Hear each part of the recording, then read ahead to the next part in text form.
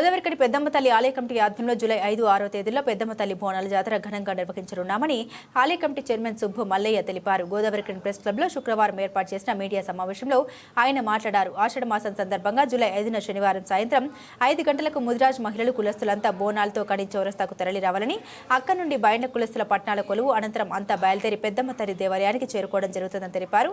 అలాగే జూలై 6న ఆదివారం అమ్మవారికి బలిపట్టుట కార్యక్రమం ఉంటుందని, ముదిరాజ్ కులస్తులతో పాటుగా ఈ ప్రాంత ప్రజలంతా కులాలకు అతీతంగా బోనాల జాతరలో పాల్గొని పెద్దమ్మ తల్లి కృపకు పాత్రలు కావాలని కోరారు. ఈ మీడియా సమావేశంలో పెద్దమ్మ తల్లి దేవాలయ కమిటీ సభ్యులు అప్పరాజు ప్రభాకర్, ఈర్ల రాజయ్య, బర్ల మల్లయ్య, పిటల ఈస్తారి, తౌడబోయిన రాజయ్య, సాంభయ్య, రవికుమార్, చిగురు సాయి, డబ్బెట శంకర్, స్వరాజ్, శీలం శ్రీనివాస్, రజనీకాంత్, రాజు, శంకరయ్య, మల్లేష్, నర్సయ్య తదితరులు పాల్గొన్నారు. కార్యదర్శులకు, కమిటీ సభ్యులందరికీ కూడా మా దేవాలయ కమిటీ తరపున కృతజ్ఞతలు తెలియజేస్తా ఉన్నాం. ఆషాఢ మాసం సందర్భంలో ఈ సంవత్సరం అమ్మవారి పెద్ద పట్నాలు జరపబడుతూ ఉన్నాయి. తేదీ 5, 7, 20,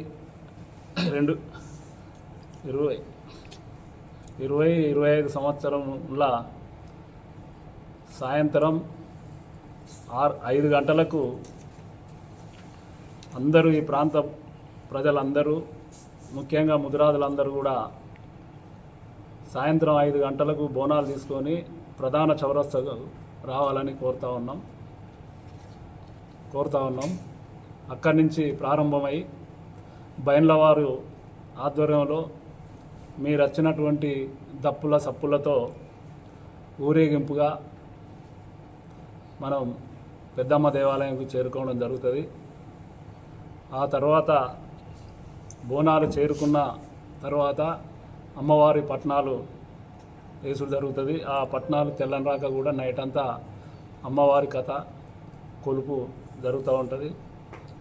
అందరూ కూడా అక్కడనే ఉండాలని కోరుతా ఉన్నాం.